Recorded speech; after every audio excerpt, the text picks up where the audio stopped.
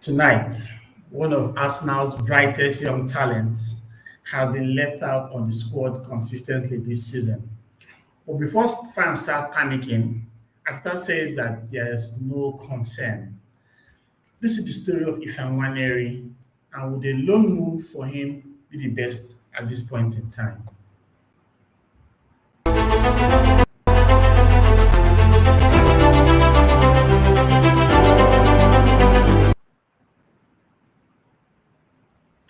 Welcome back to All About Arsenal, and today we're just going to take some time out to just cook on our young lad, Ethan Nwaneri, who is dividing opinion in recent times with the fact that he's not getting as much game time as he would have wanted. If you're new here, make sure you like, make sure you subscribe, and get involved in the chat because tonight's topic is going to divide opinions. You know, Ethan Nwaneri is one of the most exciting talents this club has produced in years. You know how we pride ourselves in the folks that have come from the hill end. Think of guys like Jack Wilshere, who was one of our best players, before the injury bug caught him up. But in recent seasons, we've had a couple of youngsters, like the exciting Max Dowman, you have Miles Lewis Kelly, you have Mali Salmon. You also had a certain Martin Chido Obi, who left Manchester United, as well as Aiden Heaven, who actually is doing well in Manchester United as well. But Ethan Nwaneri is someone that we can call our own. He made his debut in the 22-23 campaign as a 15-year-old, and I think he still holds the record as being the youngest player to start for a team in the Premier League, if my memory serves me right. So it's very exciting. Although he has struggled for game time this season, it's a situation that many Arsenal fans consider disappointing, especially when you think of the potential that we know he has. Nwaneri is a very good player that has been very well for us. That last season when we had the likes of Ryan Sterling thinking of the place, Arsenal had to rely on players like Nwaneri, to come up with the goods, and he scored some very important goals. I think he even hit double digits last season as well. So he remains one of our most exciting talents in the squad, consistently impressing when he actually gets the chance to play for the team. Okay, let me add Rory to the stream. Especially when he gets the chance. Hey Rory, welcome to the stream, brother. How you doing, man? Yeah. Apologies I'm late, by the way. Like, every time I step foot downstairs, it's just like, can I have a cup of tea? Like, it's every fucking time, bro. No, it's How are you, bro? You good? Awesome, man. I'm awesome. How you doing? I just saw your last video, man. You were really fuming.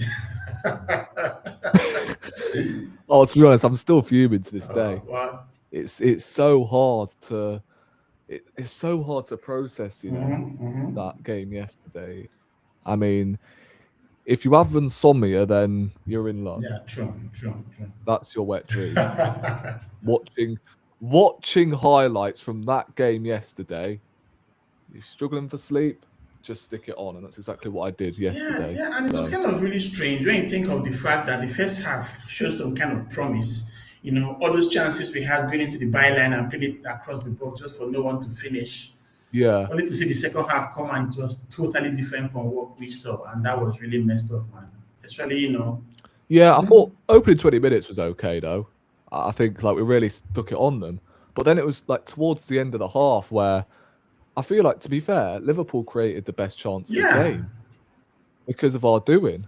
So we got away with that, and in the second half we deserved nothing because we had no shots. True.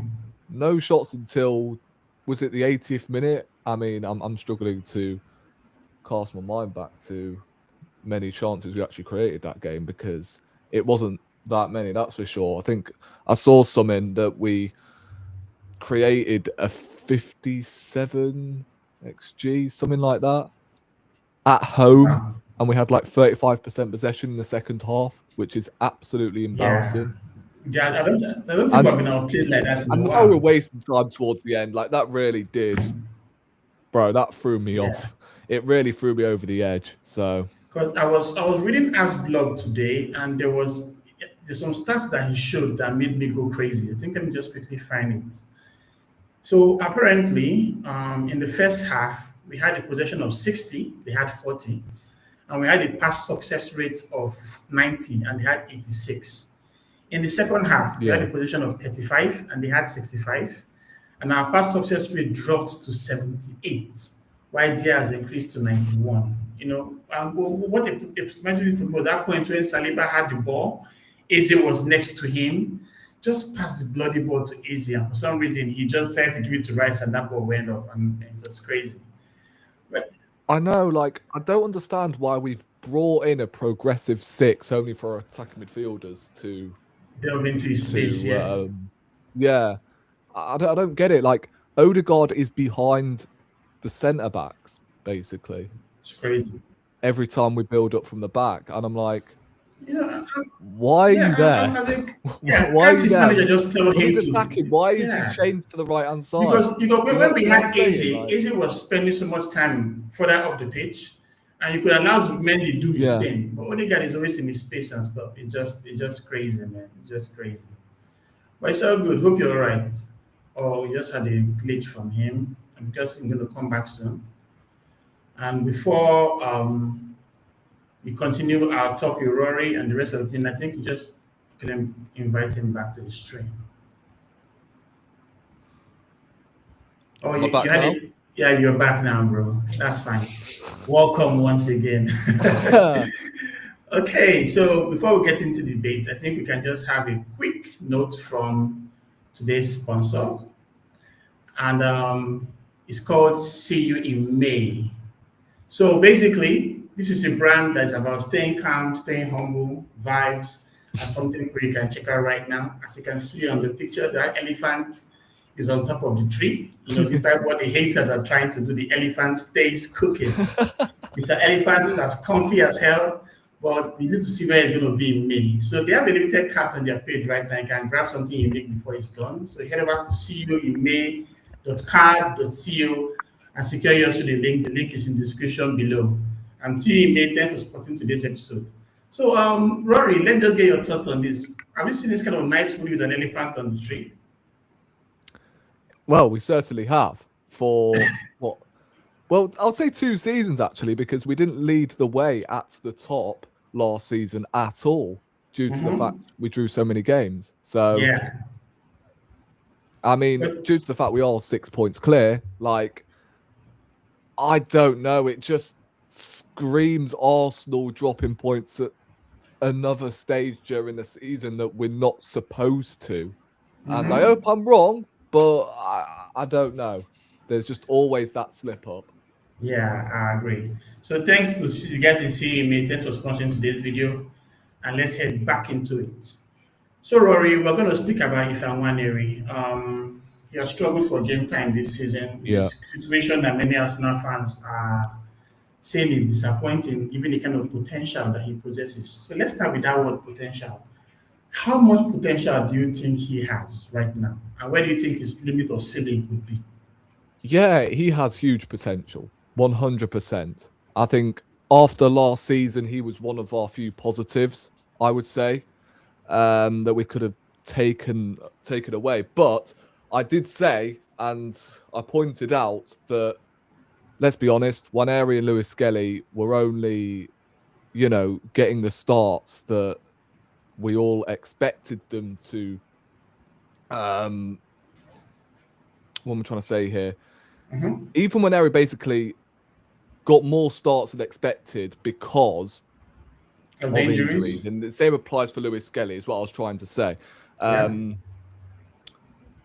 Now that we have a fully fit squad and a squad that, is capable of competing on all 4 fronts, I feel like now we're not really seeing Nwaneri out wide due to the fact we've got upgraded, really. million, and Saka obviously has Saka is he's got that right wing spot on lock, so he wasn't going to play out on the right this season.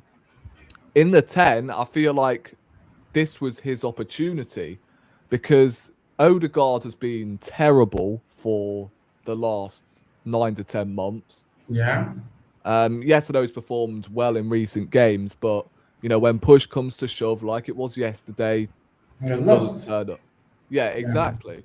And then Eze has had moments here and there, but again, like, it's very inconsistent with him at the moment, and he's just not been getting enough minutes recently. Yeah. And I think So do you think he's being punished for what happened against Aston Villa when he played on the left wing and allowed Matty Cash to score a goal from that spot he was supposed to be marking? I reckon so. I think he should have played in the 10 in that game because, again, there was more space occupied for a game like that. Villa had a high line. I think against low blocks, Odegaard's probably more suited than Eze. Yeah. However, against teams like Villa with a high line and Liverpool in particular, that was the game for Eze. And that's why I wanted him to start yesterday. True. For me, right, like, it says a lot when apparently Nwaneri wasn't in the squad last week because Havertz was on the bench, but Havertz wasn't in the squad yesterday and Nwaneri still couldn't get on the bench. True. So, I don't know what to make of this situation, really. I think after the 2 games he played at the start of the season, Leeds and Nottingham Forest, Yeah. I mean, there's no coincidence that we scored 8 goals in them 2 games. And believe it or not, Gyökeres scored 3 goals in them 2 games. So, obviously, you know, Nwaneri's not assisted him or anything, but I feel like we are far more fluid with Nwaneri in the 10 than we are whenever Odegaard's starting, and to an extent when Eze's starting. But then again, with Eze, even if his back is to goal, it'll always be one touch, pass over the top. Straight up. He'll do that, right? He is capable of doing that every time he has his back to goal. Odegaard, however, I mean, he's spinning on the ball every 5 seconds. Way too many touches. Yeah, too many touches, spinning around, only to pass it back to the centre backs. That's a frustrating thing with Odegaard. Yeah, no lies, man. No lies at all, bro. No lies. Yeah. It's really frustrating. It's really frustrating. Yeah. You know? Whereas, again, like when Harry's the same thing. Like, I think, as you rightly pointed out about Eze playing left wing and the fact he was probably dropped for a couple of games because of the fact he was ball watching for that Villa goal. I just think it's a case of Nwaneri and his off-the-ball work rate. True. That's the problem. I just don't think Arteta rates him when it comes to his off-ball ability. Yeah, so I think it's probably that, to be honest, but it could be a whole host of things. Like, for instance, the guy just does not like technicians. I don't know what it is, but, you know, he's not starting Eze. Odegaard, like, is the only one who is close to, I would say, a technician. But then again, he frustrates me. And, you know, Trossard maybe. But again, I feel like if Nwaneri was given the same number of minutes as the likes of Marino, if he had the same trust as Martinelli, etc., like, surely he can't do worse. True, I agree. Because the midfield has not been, apart from Declan Rice, the midfield hasn't been outstanding this season. So I think if he doesn't play against Portsmouth, then he's done. Yeah, he's definitely gone. If he doesn't even make if he doesn't make the bench, let alone start, is a massive worry. And there must be something going on there, because if he can't get a game against a championship opposition, I don't know what to say otherwise. Yeah, I might be the jinx because I've got him on the back of my shirt, and I thought this would have been the season. So I might have jinxed him, but at the same time, right, Arteta still treated him poorly last season. We were seeing fucking Sterling playing in front of him at right wing when we had most of our attackers back from injury. Yeah, and I agree. Because the funny thing was, when Odegaard first got injured in November, that was the initial time that we could have actually played Nwaneri, but he actually started playing Trossard and Havertz in the middle, and that didn't just work at all. You know? But eventually, Go ahead, bro. That's why we didn't win the league. That's why we didn't win the league last season. Because we didn't play Nwaneri in that running.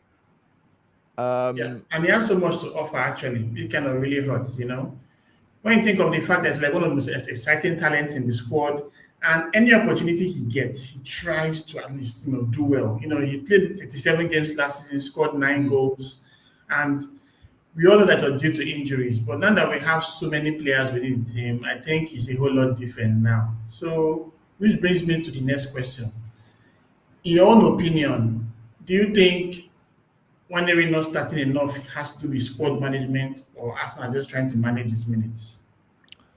Well, listen, I don't have a problem managing his minutes, but there's certain games where I feel like he's better suited than other players. For instance, like, how do we know that Nwaneri isn't the best attacking midfielder out of the three when it comes to unlocking low blocks? We don't know that, right? Odegaard has done it occasionally. Eze, I've not really seen anything from him that has, wowed me in terms of breaking down a low block. Yeah. So I think what we saw with Nwaneri, and when we played against Leeds, I mean, we saw obviously Gyökeres scoring twice, and obviously he came on against Forest and he looked really, Good. really bright. And I think, was it the Champions League the last time he started a game? Yeah, that was Yeah, it was against Slavia Prague, wasn't it? And he was that rather was disappointed. Slavia I Prague, wonder yeah. why, because he's just not been playing. Yeah, So I that just was want to Slavia see Prague. Arsenal like, And even before that game, he played against Brighton in the Carabao Cup and scored. yeah, like I'm not even saying play him every single week, but when the chance is there, like, give him the opportunity. We're not even seeing the guy come off the bench. Yeah. We didn't see yeah. it last season. We haven't seen it all season, and now he's just been completely vanished from the squad to a point where it could be another Lewis Skelly situation where Skelly, bear in mind yesterday, he was absolutely atrocious Yeah, when it he was came on horrendous, left man. back. Yeah. His confidence is shot, Yeah. and now he just can't keep the ball because he's always inverting, and he just doesn't have the license to do that anymore like he did last season. True, But because if you why is remember, that? Lewis Kelly's form was so good that we let Tierney and Zinchenko go and even give him a new contract. Yeah, and listen, I was buzzing when he signed a new contract. But at the same time, like, there has been situations where we've played in Capier at left back over Lewis Skelly. So it's like, well, it's another one of these where he's just playing his new toy, isn't it? Yeah, because I know Calafiori was injured a whole lot last season, yeah. But the form that he showed us at the beginning of the season was really good, and deservedly so. He was ahead of Skelly. But when Calafiori had his usual injury layout, I actually thought this would be an opportunity for Lewis Skelly to now at least nail a first in place. But Hincapié, who is supposed to be Kivio's replacement, is now going to left back to even take his spot. But you could see the difference yesterday when Hincapié was on the pitch. Frimpong didn't really have much to do. When Skelly came on, it was like night and day, and I was really disappointed to see how that panned out. Yeah, and that's what I'm worried about with Nwaneri. Like, he's going to come in, and that first start, he's going to look rusty because of the lack of playing minutes, and he's not going to impress, which is, what I'm really concerned about, because this guy, or this boy, is such a young, promising talent, and I rated him so highly last season. I think, again, he should probably have been the right winger, the backup to Saka. To Saka, yeah. I He think actually played better in that position, no honesty. Yeah, And I think, and when you think of the fact that the last game he started was in November, like, that was Slavia Prague. Yes, I can say the Premier League is fine, but I've had a couple of cup competitions that could have at least featured him. That's I'm quite surprised to see. Palace. He didn't come on. Yeah, like, we played, was it 99 minutes, 100 minutes, something like that? Or thereabouts. Yeah. But it's crazy when I think about it. So now let's look at, Arteta's comments. Palace. It's mad. Yeah. So Arteta was asked directly about this, and this is what he said. So I think let's dissect everything Arteta said. He said it's part of a journey for a player at this level. And before he was the youngest player to come to the team, and now he's going through that patch. It's a challenge for him to face, and he has to go for it. So he is saying that it's a challenge for him to face, but has he even given him the chance to actually do his thing? Because that's where my problem is. You are acting like, okay, you're going to allow this lad cook, but in all honesty, he doesn't even get any game time. And I understand that a lot of folks are ahead of him. We'll talk about them in the next segment. But my question is it that Arteta doesn't trust him enough to feature him in the team? Is there something that he's lacking that we don't see?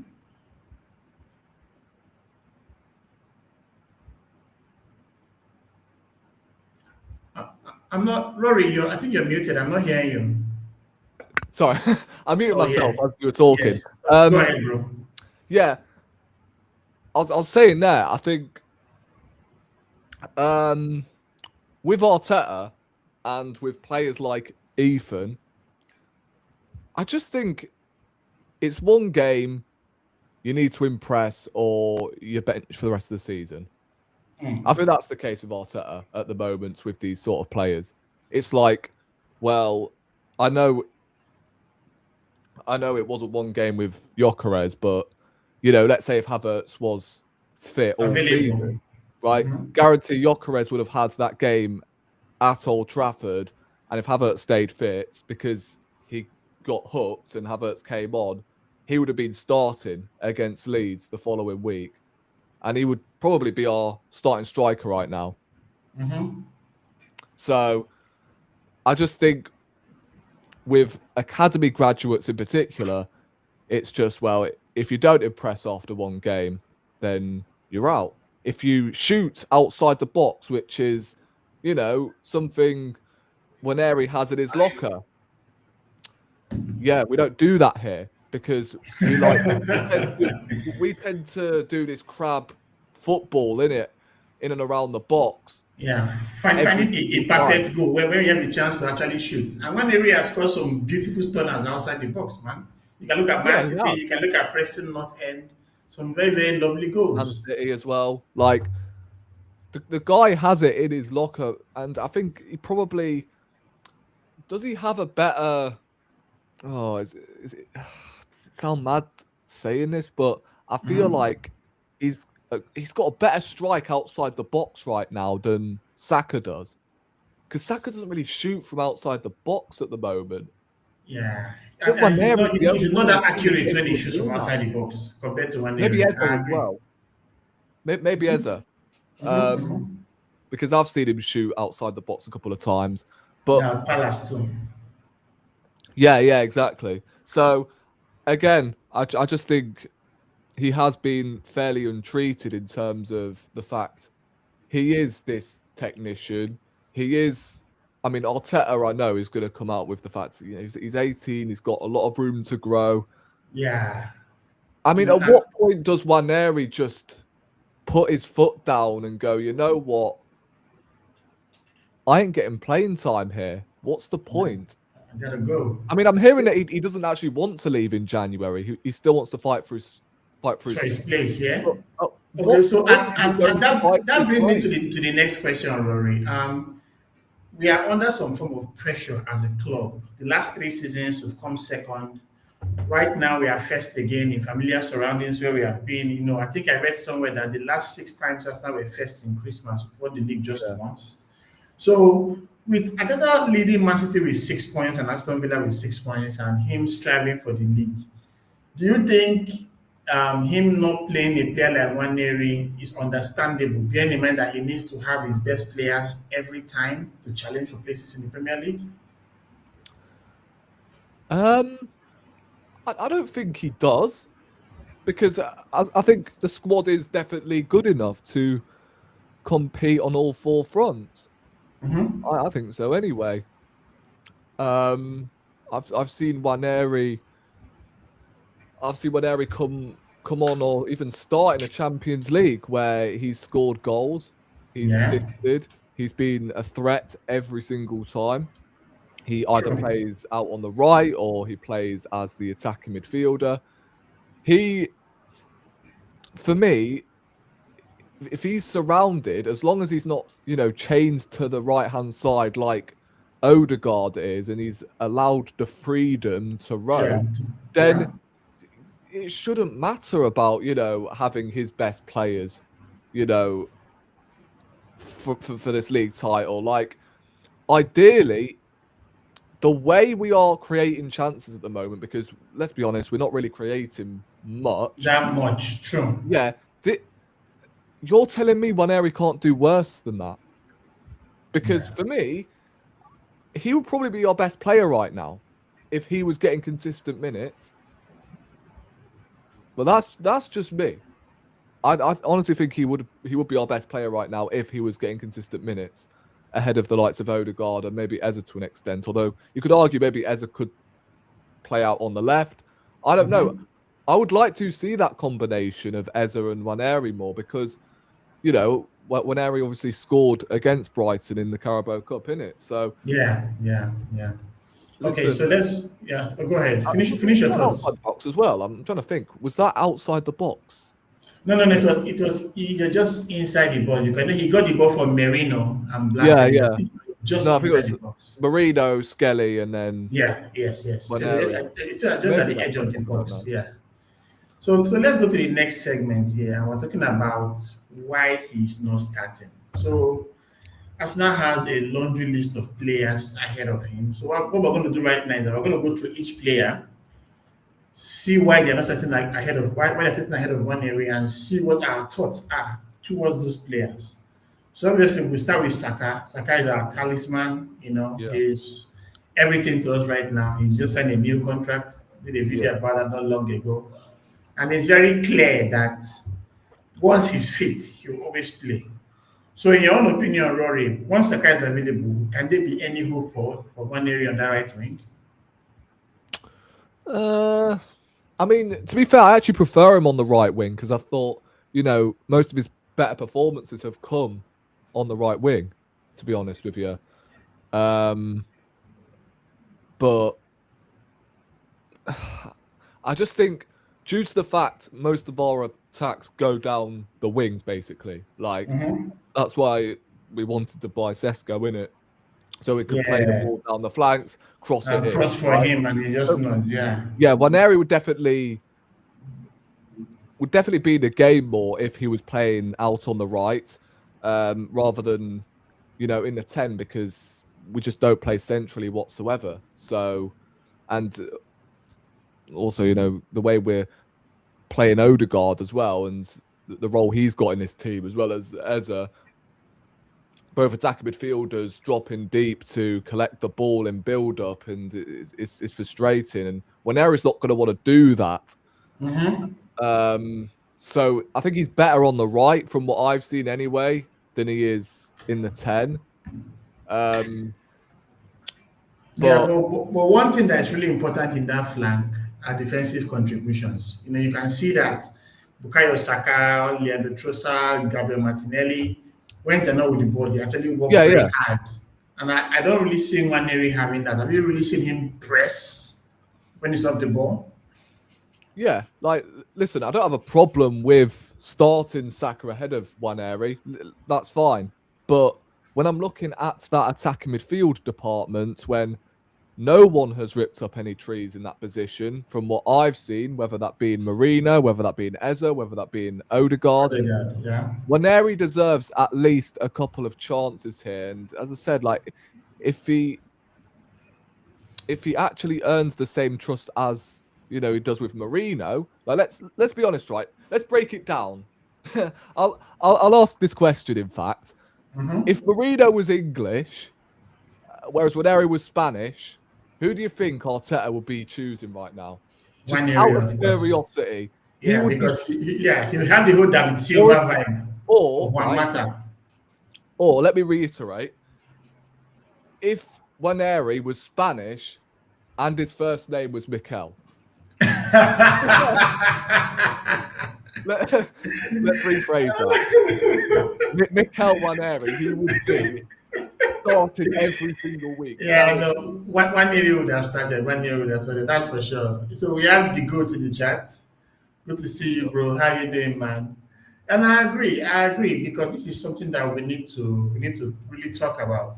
There are some kind of games that he should be playing. And this is a nice comment from the goat. He says, I think as an Arsenal fan, one area should start ahead of Zubi because it's better technically. What's your thought on that, Rory? Listen, I think there's certain games, obviously, where we can try it. Why don't we go Odegaard and Nwaneri in midfield? I've been calling for that for ages. Whether that be an Odegaard and Eze together in midfield, I don't care, right? But I feel like the only opportunity we've got, if we were going to see Nwaneri in the in the Premier League, I think it's either going to be another injury to Odegaard and he's going to come on, depending on if he's in the squad, obviously. Yeah. Or he's actually going to play together with Odegaard and we're going to go with Declan Rice in the six. For me, like, I don't care who we play as the two, like, attacking midfielders against teams like the Wolves, as the Evertons, for instance. Yeah. West Ham's and co. Yeah, just more like technical ability, and I don't hate it, to be fair. And if it's not Eze starting in the 10 alongside Odegaard, then it's Nwaneri. But if it's Eze instead of Nwaneri, I won't be mad. Okay, I was mad with either of them started. It's just that makes sense. I agree. So let's talk Merino for a bit. Okay. There are games where Arteta plays Bimendi, Merino, Rice, and it feels so laborious. Especially when I think of the game against Liverpool in Anfield, where Odegaard was still injured, Saka also was injured. Wouldn't that have been a good game to play Nwaneri because he was available for selection? Yeah, like especially when away at Liverpool, we had like 3 creative players on the bench. We had Odegaard, we had Nwaneri, we had Eze at the time, and I believe Dalman was on the bench. He actually came on. Yes, he came on. In fact, 4 creative players on the bench, and he proceeds with Merino. I believe we have only won 1 game out of 10 whenever we've played Merino, Rice, and Zubimendi or Partey, whoever in midfield, right? Yeah. Whenever Merino and Declan Rice have started in midfield, basically, like we've either dropped points or we've lost. And I get it, like Merino brings physical presence and he can get his bonds to the ball. Like his movement in the box and his finishing is it's very good. But he also, like in midfield, he has his limitations. True, like, he should actually. He's not agile. That's my biggest problem. His lack of agility. He's supposed to be brought in as the 8, but he's better up front. It's like the whole Havertz fiasco. Like, he was brought in to play midfield, but he's better as a number 9. Not to say he's any good, but at least compared to because then again, when he came on last season, that 23-24 season, we had an imbalance in that team. Getting him, getting Partey, getting Rice. At some point, Partey was now trying to invert from the right wing, right flank, and that was just terrible. But it was when we moved him to play centre forward and allowed Rice and Partey to play the middle. That's when we started cooking. I'm fair play to him. Like, he had that purple patch towards the end of the season, but I also said that I think we are overrating his season just a little bit. Oh, really? Why would you say so? I think we were overrating him slightly because we were saying at the end of the season when Havertz couldn't stop scoring, end of the season really strong, we were saying, oh, well, now we don't need a striker. We got King Kai up front. Oh, that was the issue for me, right? The fact, because Havertz had that purple patch, it meant now we don't need a striker. Okay, but I think for that one, I think I'll blame Arteta. And this is why I'll blame Arteta. Because if you remember, we went for Shesko, but he said he wanted to stay one more season in Leipzig. Yeah. And Gabriel Jesus was having like his mini surgery or something like that. So I felt that going into the campaign with just Jesus and Kai Havertz was not good enough. And you can see, Jesus got injured in January, Kai Havertz got injured in February, and the season was pretty much done. Like pretty much done, So bringing us back to Nwaneri, there are three scenarios I'm thinking of here. One has to do with late cameos, another one has to do with cup stats, another has to do with injury dependent chances. Now let's look at late cameos. Have there been times when he has come on from the bench and really cooked? Yeah, I think he has actually. Yeah. As I mentioned, like Leeds and Nottingham Forest, I think he played very well. Man City, the 5-1 win. Yeah, he did. He came on for that. He started obviously against Girona in the Champions League. He started against PSV and scored. PSV, and he scored. Yes. Even against Ipswich, he came from the bench and scored too. Ipswich. Yeah, well, the one we won 4-0 last season. Oh, yeah, he did score in that game, didn't he? I think it was a deflection though, so I don't know whether that was an own goal or not. I can't remember.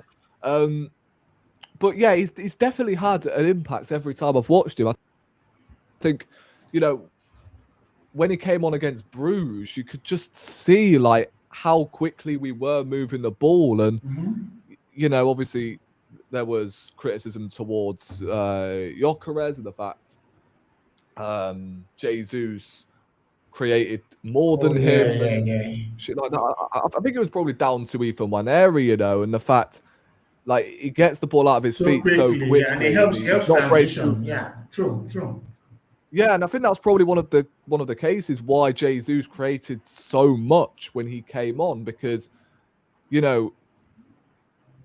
actually talk about Nwaneri created a lot for Gabriel Jesus. I think it was the opportunity where he hit the bar.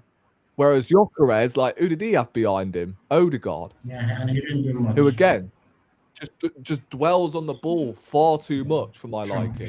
True. As we know already. So I think this is why I want to see Nwaneri and Gyökeres playing, because for me, from what I've seen, our forward players have a way bigger impact when he's starting than they do when we play Eze and Odegaard. Yeah. And again, I'm not even saying play him every week. Just, give us a chance to see him. I agree. Right? Trust him. Like, when we need a goal, I would rather Arteta puts the trust in the youth to go and win that game of football, right? I watched Man United the other day, right?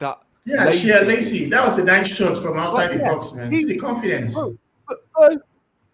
First touch, hit the post, hit the ball. First touch, man. Yeah. Like, I agree. That made a lot of sense, because I know mine is one thing that favors youth as well, and because what happened with Kobe Mino when he broke out under Ten Hag. Obviously, it didn't work out that way with Amorim, but at least we see the talent is there. So now let's talk about the pros and cons of joining a different club on loan. So as you know, Bournemouth is interested. So there are 3 points that came to my mind: game time, physical development, mentality. So let's talk game time. Do you think Nwaneri can walk into the Bournemouth first team right now? Well, I'm hearing that Bournemouth have lost Justin Kluivert due to injury. And Semenyo has gone to Man City as well. Yeah, they're going to need another attacker coming in. So they may be looking at Nwaneri as a potential option for the right, but also in the 10. Yeah. I think he could be perfect for them, to be honest with you. No, because I know in the 10 they have Tavernier right now, and Tavernier can also play on the right-hand side too. Yeah, and I think this would probably make a lot of sense for Bournemouth, to be honest, in terms of like the player he is and the style Areola likes to play as well. I think he might actually be a good fit, because he's quite energetic. So he can play like Semenyo or like Tavernier, because Bournemouth, they're like an all-action side. The game we played against them last couple of days. He does feel like.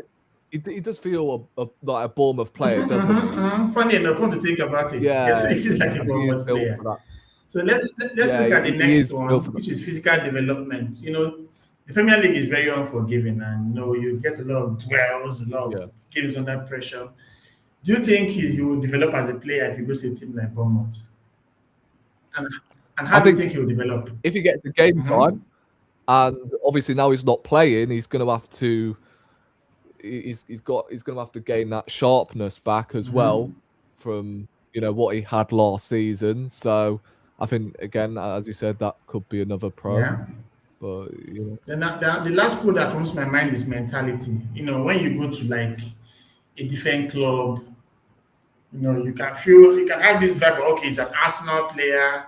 I'm kind of a bit better than most of the guys here. Let me show them or show my other team why I need to be starting games. There's some players that will go on loan and become beasts. Like Lukaku when he went to Everton and West Brom to come back to Chelsea before he now end his big money move.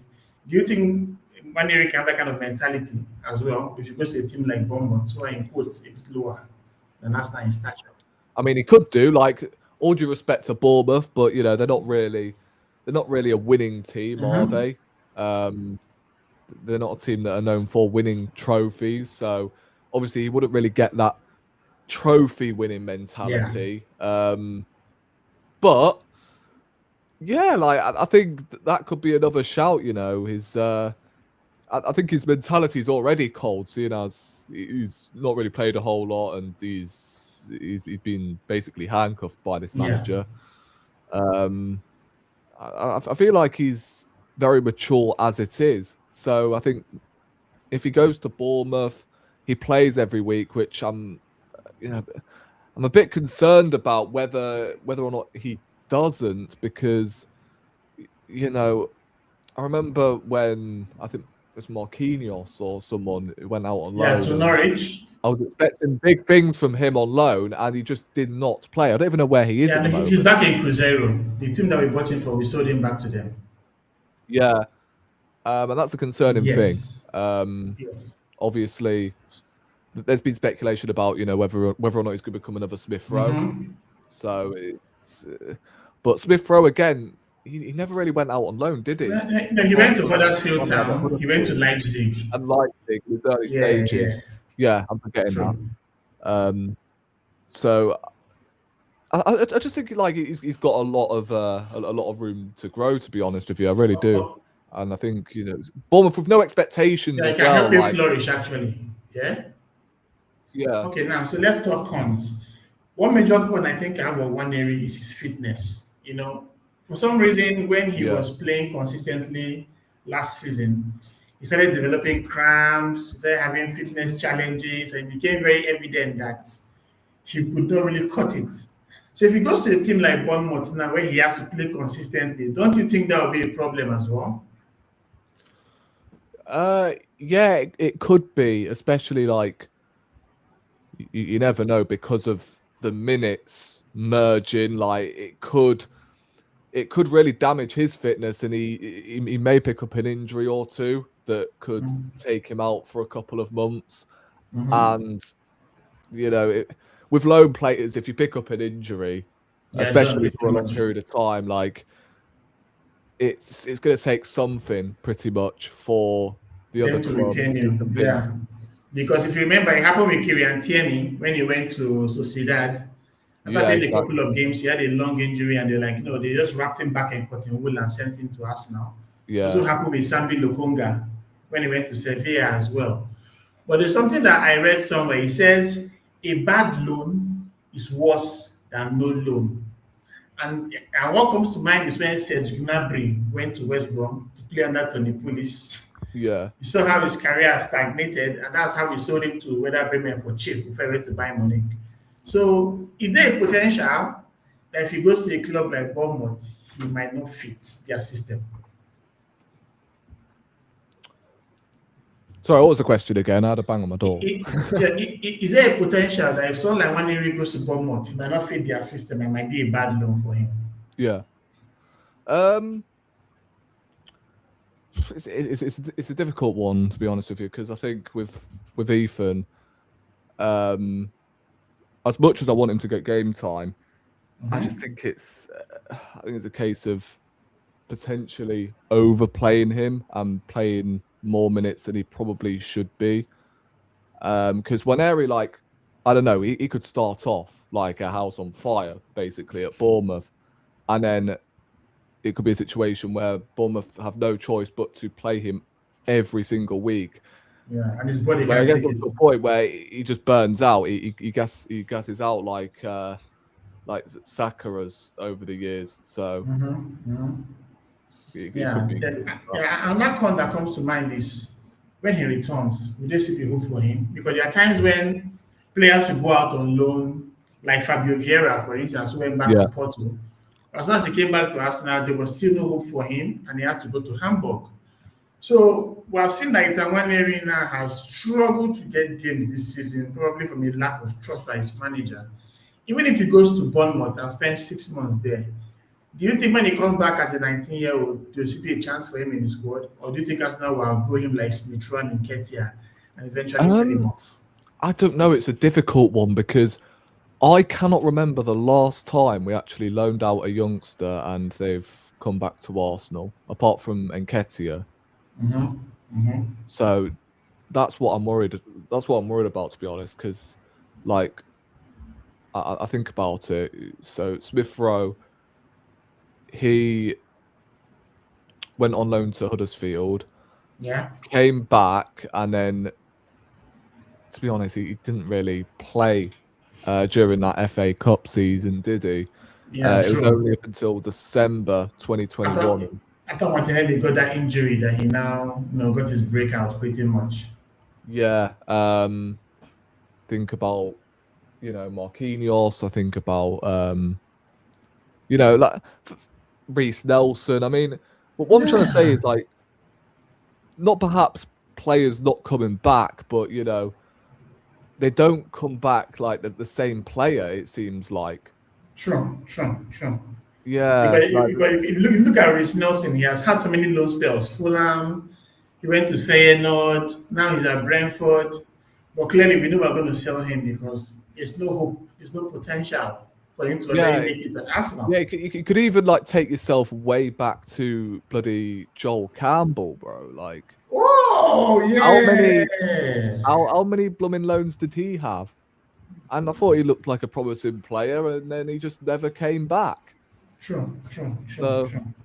I agree, and that's not the sad thing about this situation.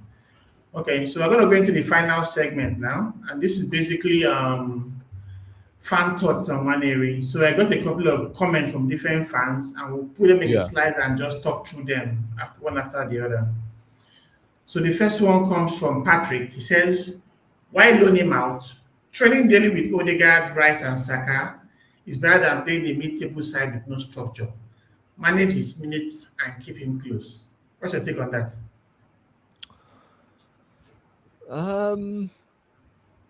I don't know, like, if he's saying manage his minutes, keep him close, and like he's almost like agreeing with Arteta here. Yeah, somehow it sounds like that, right? It's almost like it's okay that he's not in the squad at the moment because he's a young lad and he's got room to grow. I think I do agree. Like, I don't think we should loan him out. I think you could argue he should be starting right now. If it was any like competent manager, I think he probably would have looked at Nwaneri and gone, I can get something out of you. I think I agree with managing his minutes, but then again, I don't want to see him stagnate. I just want to see him given a chance, like even if it's substitute appearances when we need a goal. I want Arteta to have the capability of looking towards his bench and he's going, right, I got Nwaneri, you're coming on to get us a goal, right? I don't mean, right, when we need a goal in the last 10 minutes, right? When we need a goal early on in the second half and we need to come out the traps quick. We need to put it on them from the first minute. And what comes to mind is PSG. You remember what happened last season? We basically had no one, and we had to get a goal as soon as possible. Yes. Odegaard stunk up the place. And it took him until the 90th minutes to bring on Nwaneri. Yeah, We that could was sad. all see that Odegaard was stinking up the gaff that Yeah, night, true, and he true. waited until stoppage time. I mean, That that is criminal to this day that he let him on the pitch for arguably our biggest game. That's more criminal than the flipping tifo for me that night. Jesus Christ. I agree. Like, leaving Odegaard on for the full 90 minutes when we could all see it, and Yeah, he then you was bring on struggling. Nwaneri, it takes you that long to realise. I don't know what on earth you were waiting for. True. Obviously, like, training daily with Odegaard, Rice, and Saka is better than playing in the mid-tables. Like, fair. Is it really? Because Yeah, you can train so much and you don't get match fitness. What's the point?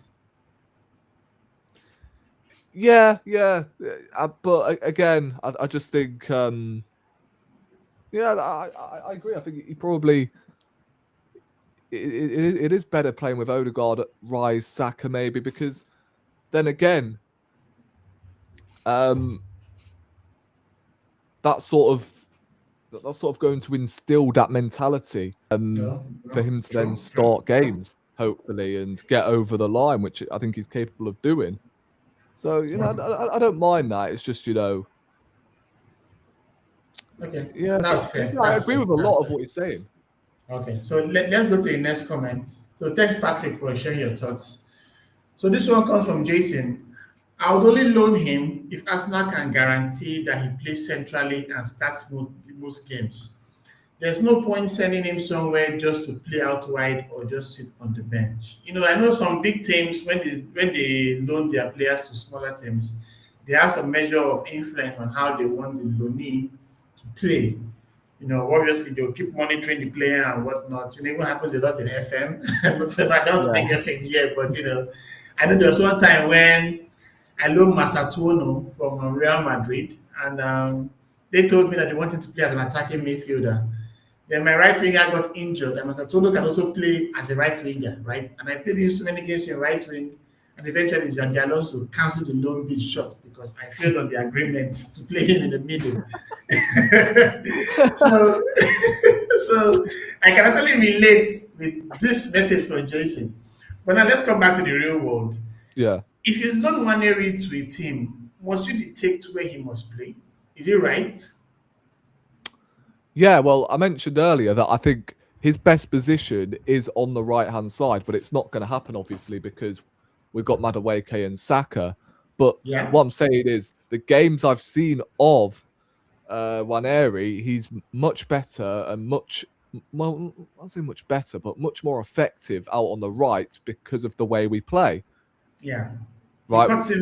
We like to play the ball down the flanks. So obviously he's going to have a lot more freedom and a lot more room to sort of express himself, really, because like he can take on players. He does have the technical ability to whip in a good cross as well. Yeah. Probably one of the best in the squad who can actually like whip in a cross. I just think when it comes to him centrally, it's nothing to do with him as a player, but because we don't because we don't play centrally, he cannot get into the game. Yeah, I was thinking that having someone like AJ was going to give us that edge centrally, because I know I was watching one video on the different knock, and then Alex Moneypenny showed a graphic of how our attacking play was. Like we could see the arrow on the right hand side was like almost 80.90%. Yeah.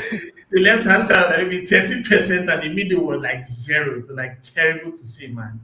Yeah. Like them. And that Villa game, as you rightly mentioned, was a very good opportunity to play someone that could exploit the middle, because we had so many chances, to kill them on the break in that position. But obviously, we could not take advantage of it. Yeah. I mean, like, again, I agree with this point as well. Like, no point sending him somewhere just to, sit on the bench. It's just, out wide. Like, how many poor games has he had out wide is my question. Yeah. If I had to ask the question back, I would probably say, like, which games has he been ineffective on the right hand side? because most of his best games have come out From wide. the right, due to the yeah. fact Yeah, I he's can playing out remember wide. that game against Brighton where he played so well on the right. I think he played only for 5 minutes. I think he got injured in halftime. But I think he was the one that scored the Yeah, only he got goal of injured at that half game time, too. And didn't he he? But did he so scored. well. Yeah, he Yeah, scored. I remember. So let's go to the next question, next comment. And this is from Zach. He says, he's still very young physically. A rough championship loan could do him more harm than good. Keep him, build him up slowly, and protect him. We've spoken about his fitness, and I agree. If he goes to the championship, he play like 46 games. I don't even think his body can take that as an 18-year-old. Remember what happened to Jack Wilshere? When he played that many more games and when he had that foot injury, his career was pretty much done. So, looking at this comment from Zach, are you aligned with it? I think, to be honest with you, I think he's more than. In fact, I reckon he's too good to play in the championship. I really do. Like, Okay. we're thinking about it. He's already in the under-21s for England, Yeah, like, and he won the trophy. I know he's not in like the senior squad, and it's nothing in comparison. But still, like, the guy at 18 is already in the under-21s for England. Yeah, true. And I think if he was going to go to the championship, fair enough, right? He may turn into an and listen, if he was going to go to the championship, fair enough. I ain't going to complain. But I think in the Premier League, I've seen him. Cook. Let's say if he was going to play out wide, whether that be centrally, Premier League teams will give him the freedom. Right? Yeah. For instance, Bournemouth will definitely give him the freedom. Although, like, most teams do play this robotic system, I think if he was going to go to, I don't know, a Crystal Palace, for instance, like Yeah. somewhere like that, who have, a manager who gives the license to a lot of players, To do their thing, yeah. so they have freedom.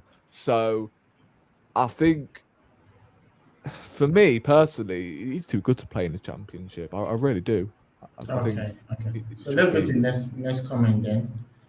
And this is from Obonna. He says, if we're serious about youth, we have to actually play them. If Ateta is not going to trust him, then a loan move makes sense. Otherwise, it's just a wasted development.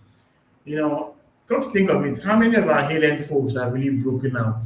Not that much, no honesty. not many.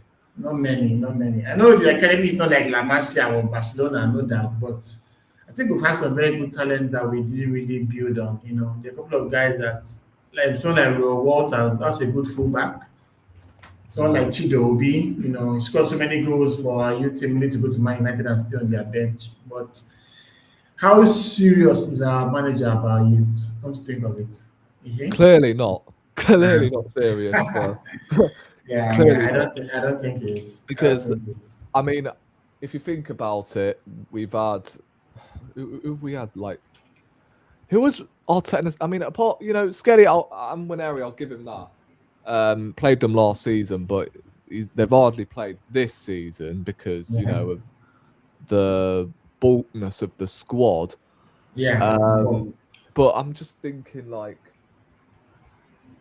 who else has he really produced? Like, Florian Balogun. Just Lewis Kelly, Josh. I think Josh Nichols. He has played a couple of games. Yeah, but I think he only played one game. To be honest with you, the Bolton game in the Carabao. Yeah, Mali Salmon has not played any game yet. Downman is still coming up. I think it's just Lewis Kelly and Nwaneri. In all honesty. Yeah, and maybe Dalman if you want to count him. But I'm looking at specific players like Florian Balogun, etc. He never really got a chance under Arteta and was sold within 2 years. Yeah. I look at Joe Willock, who was Mika Biret, that is playing so well for Monaco, the one that we loaned to Stormgrass. Then he think he scored so many goals in the Champions League for them there before he now left the club to Monaco. So I agree. I don't think he's really serious about youth. I don't think he is. Yeah, he just isn't really. So let's go to the next one. He says, this is from Jacob. Keep him and use the cups, the FA Cup, the League Cup, the early Europe games. That's where Ethan Nwaneri should be getting proper minutes this season. Well, I FA agree. Cup is on Sunday, so hopefully he will get some. In the League Cup, I don't think he has had as much games, that I would have expected him to. But let's talk about the early European games. How many games have you said? I think just Slavia Prague, and I think just Slavia Prague, right? I think it's any other game in Europe.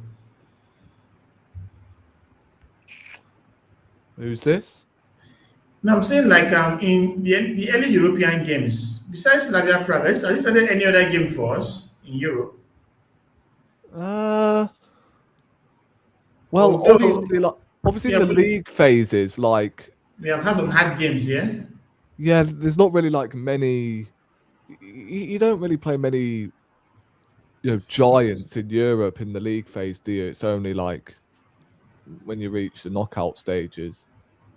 Yeah, but okay, but let's look at it this way. Athletic Club, he was good enough to start in that game, was on the bench. Olympiacos at home, we had some like I know we had like some rotation in that game between Man City. He didn't play. He played Port Vale in the EFL Cup. He played 90 minutes there. Atletico Madrid, he came on as a sub for just 17 minutes. Slavia Prague, he Yeah. started. Bayern Munich, he didn't come on from the bench at all. Club Brugge, played only 19 minutes. So yeah, basically just the Slavia Prague game. That's quite disappointing, man.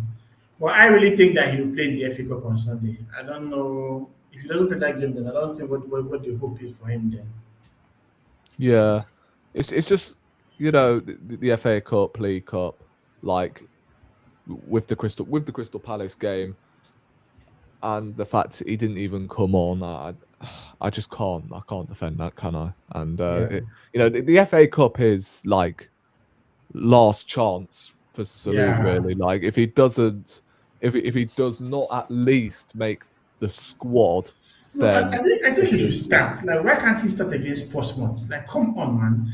And you need yeah, to I also know he get should be this starting at rest some Portsmouth. players too. But like, I just have a horrible feeling that he's not even going to be in the squad. And I think something's Yeah. just popped up out of the blue that he's just had a falling out with the manager, or because if he can't get in the squad for the FA Cup, I don't know what to say. Yeah, I And agree. like Europe, I don't mind like him not playing in Europe, as long as like their games, you know, as long as they're games where we are, what am I trying to say here? Like, as long as they're games where they are sort of winnable, is what I'm trying to say. But those are the games I want to see him play. And then, if he's not played in the big games, or sorry, if he's not starting, then fair enough. Like, fair enough. But I at least bring him on when, in a big game when it's more suited for him, because otherwise his talent is just going to deteriorate. It's a shame. Yeah, I agree. So let's look at the next comment. And this comes from Dominic. He says, we rush players like Wilshere into loans and overplay them. With Ethan, Arsenal should be smarter and learn from past mistakes. So what does this mean? That we should not loan him out, or we should be careful with how we loan him out? I'm pretty sure, right? Let me just quickly double check this. Because how many loans did Jack Wilshere go on? I mean, I Oh, know, I know the Bolton one. I think it was just Bolton. Did you? Yeah, I think he they went just. on loan to Bournemouth at one stage, but Oh yeah, yeah. He yeah, went to that was like in Bournemouth. his latter stages of his career, though. That was when, but like when he Yeah, was a no, young, I think we had already when did he sold him go at down that on point loan? in time. So, he went to Norwich. No. So he was Arsenal, Bolton, then he came back to Arsenal, then he went to Yeah, Bournemouth so on like loan, then came back to Arsenal again, then now went to West Ham, then now into Bournemouth on a free transfer for going to yeah, Denmark. to be honest, I don't really know. Like as I've seen here, like he was at Bolton, came back, didn't go back out on loan until West Ham. 2016 or 2017. Came back to Arsenal, and then we sold him. Well, we didn't sell him, did we? He went on a free to West They went on Ham. a free transfer to West Ham, yes. Yeah, so he didn't really like go on a number of loans, did he? It was only in the 9 and 10 season where I'm pretty sure. How old was he when he was at Bolton? I'm pretty sure he was like 16 or thereabouts. oh, was he like 16? Yeah, he was that young. Yeah, so like that's understandable. If he was 16 playing at Bolton, then fair enough. Nwaneri is 18, right? He's 18 years old. He's turning 19 this year, and I think for me, obviously Wilshere had like an abundance of injuries because of our training methods. So yeah, then I think you also have some impact injuries on the pitch too, though. Yeah, and if Nwaneri was going to go out on loan and he's in a team where potentially the training methods aren't that intense, he might actually stay fit, and overplaying him may not actually derail him or anything like that. It's just that's interesting. I mean, because I don't think there was any problem loaning out Jack Wilshere when he was 16. Yeah, Trump. Yeah, I agree. I don't understand that. Okay, so let's go to the next one. He says he's one of the most gifted teenagers we've ever produced. You don't know players like that. You integrate them carefully into the first team.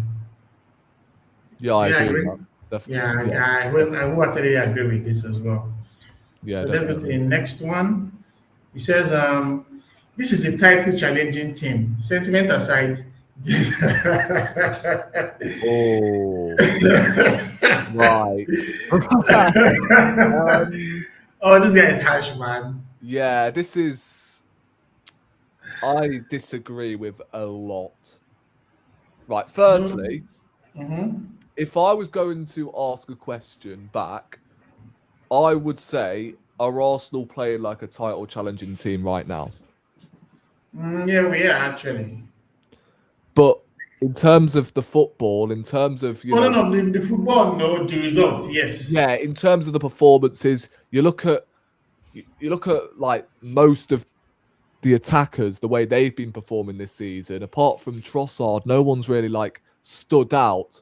Like no one's in the top 8 in terms of like goal scorers in the Premier League this season, which is embarrassing for a team that is top of the league. Listen, if we win the league, but you can look at it in that perspective that they have been sharing the goals across. That helps too. Yeah, like again, I don't mind that, and if we do win the league this season, no one's going to care. But right now, it is it's January the 1st, the 9th of January. Yeah, the 9th of January, right? We are talking on this present day. Are these attackers, apart from maybe Trossard, are they doing enough to justify a place ahead of Nwaneri? If our attackers were full guns blazing, we've seen Saka scoring 20 bloody goals. Gyökeres is already on 15. Trossard's on like 12, 13, something like that. Yeah, like Odegaard, yeah. Odegaard would be, the Odegaard from 2 or 3 seasons ago. Yeah. Right. Same applies with Martinelli as well. Then, I would definitely agree with that comment. But because our attackers aren't performing, how can you sit there and say there's no room for development projects when, Nwaneri came in? I know we didn't win the league last season and we finished second again, but Nwaneri was one of our bright sparks whenever he played. He was one of the few positives last season. And I think another place I have an issue. He said if he's not ready to contribute, but he has not even gotten a chance to contribute. Yeah. And so why is he saying? Bro, like, am I hearing this at Barcelona? No room for development projects when they brought Yamal through the academy. I'm not comparing them both, but still. Yeah, but like, still, yeah. when Femi Yamal Lopez, eventually Pau came in, Kubasi, yeah. yeah, Barcelona were challenging for a title, and we're thinking, who on earth is this random 15-year-old NPC, bro? Right? Real Madrid, when they produced, did they produce Vinny? Did he come from the academy, or did they No, sign I him? think they bought him from the Argentine Yeah, but Brazilian like league, yeah. still, that was a As a development. youngster, yes, yeah, like Yeah, that was Endrick. a development project at the time. Like Real Madrid came back from winning the Champions League that season, by the way, in 2018. The following season, they hired, I think it was it Lopetegui, and he lasted quicker than Wayne Rooney at Plymouth. But I think Vinny was actually in that squad. Yeah. And they developed him. And I agree. so, like, again, these big clubs, when they have won Champions Leagues, they've won league titles, they've done it because they have trust. Like, you look at Saka, for instance, like, yeah. Under Nwaneri. Yeah, Nwaneri, obviously, but Saka went from left back to Left wing back to to right wing, yeah. Yeah, I mean, obviously Saka, when we were divided shit, we were Banter FC. Saka was again one of our bright sparks. Yeah, he was one of our best players. So, and now, like, has he been our best player this season? No, but over the years, he has been our best player, hasn't he? And the most consistent too. I agree. Yeah, so he's one of the few in this attack that have actually remained consistent under this manager. Yeah. Someone who's come through the academy. So Nwaneri can have that part as well if you trust him enough. Because if you remember, bringing Saka to that right wing meant the end of Pepe and Willian in the squad at that point in time. Okay, so we have 4 more comments to go through. The fourth one here says, keep him, use him, give him minutes. It's a long season, and most of the games haven't been played. But we're in the halfway point, and you can talk of the likes of Luis Kelly, Norgard, Nwaneri. I don't think they've had enough minutes to contribute, bearing in mind that we've had so much football to go around. What do you think? Yeah, I'd definitely keep him. I'd definitely use him, give him minutes. It's a long season. Most of the games haven't been played.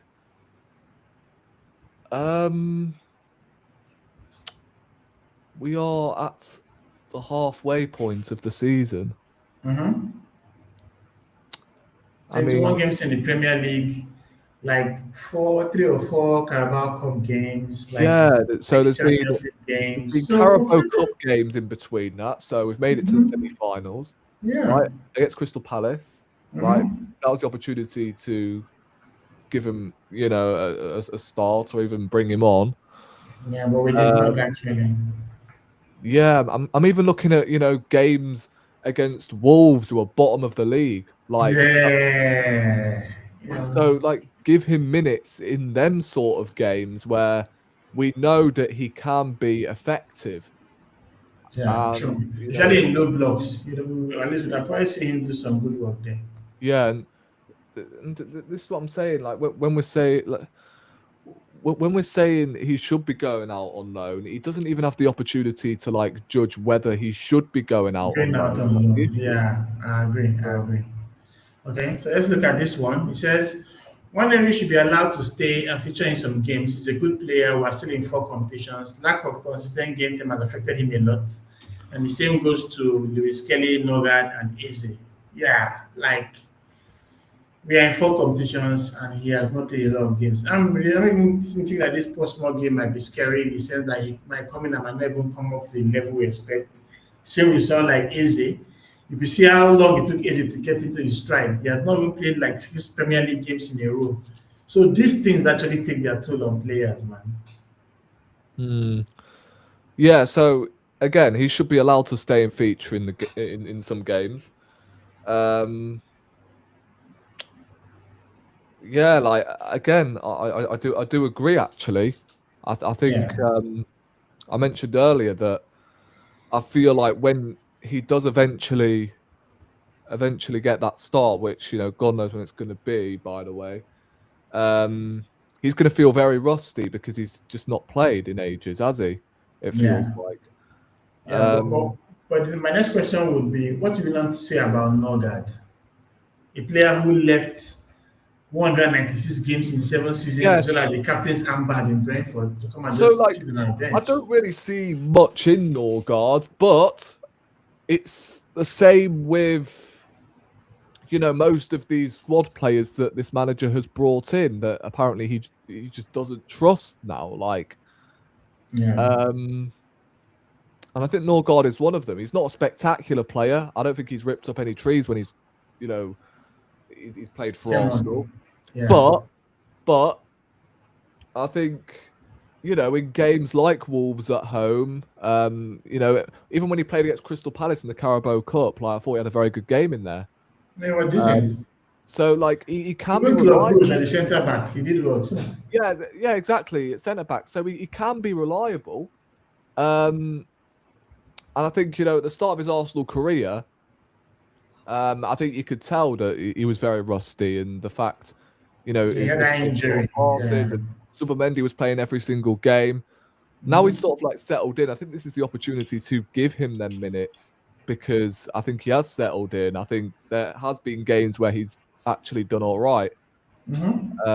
So yeah, I agree. I think Norgard definitely should be getting more playing time against the lesser opponents, just so we can give Yeah. Supermendi a rest. Because this is like what I said before the season started. I think we are taking that risk of Zubimendi coming into a new league and he's playing every single game.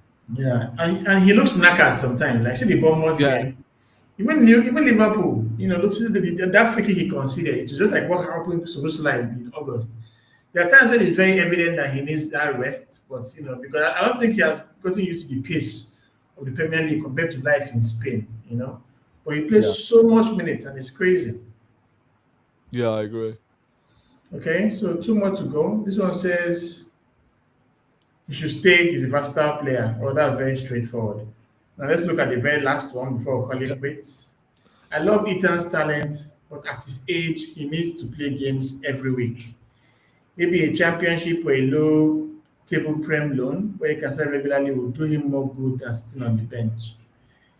Yeah, but does he need to play every week at his age? yeah. The Well, first bit I don't agree with. yeah, I don't Like, agree with that. I don't think he should start every week, but he definitely should be getting more minutes than he currently is at the moment. And you could argue Yeah, right now, like if he was given a consistent run of games, then he would be probably our best player, as I've said like 3 times already. I think he would be definitely up there with one of our best players this season if he was actually consistently starting or coming off the bench in games, because I know the effect he brings to this team. And that's it. okay. So, Rory, thank you so much for. Appreciate it, bro. I Good to be know, back. man, having some good stuff. Good to be back. We're not looking at the training facility. Yeah, the train station facility. You're not getting away with that tonight, bro. All right, bro. So, what's the plan for Red RD? Yeah, so obviously I went live earlier Mm-hmm. for my match reaction just because it was just pointless doing a pre-record Yeah. after that game yesterday. I just fell asleep basically, and I just Yeah, wanted to get I out can of it. understand, man. Yeah, Total and disappointment. I felt like it was just a waste of time just doing a 10-minute record when it was really, I mean, because I had college until like 4:15, it was Mm-hmm. difficult for me to do it, obviously in Yeah. the morning, post afternoon. So Mm-hmm. I decided to do a live stream, and if you want to see me Well, if you wanted to see me, go absolutely ballistic at this club, then yeah, that's on the channel now. Probably Okay. Portsmouth match reaction as well. I think that should be a pre-record, or I might just do it. I might just do Chelsea, it live. what are you gonna do? Watch along for the Chelsea game? The thing is, right, with watch alongs, like I often do them on OBS, right, because it gives me the access to actually use a scoreboard, right? Yeah. On StreamYard. yeah, well, I don't really use StreamYard. I use Talk Studio. Okay, Talk Studio. Yeah. To do it, and what I've established anyway is you sort of, when you go on,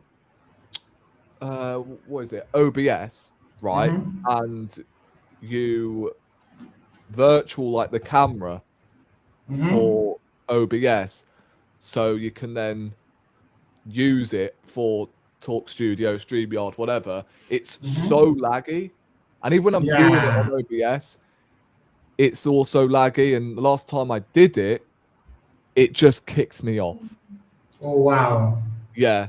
So, as in during the stream. I mean, yeah. To be fair,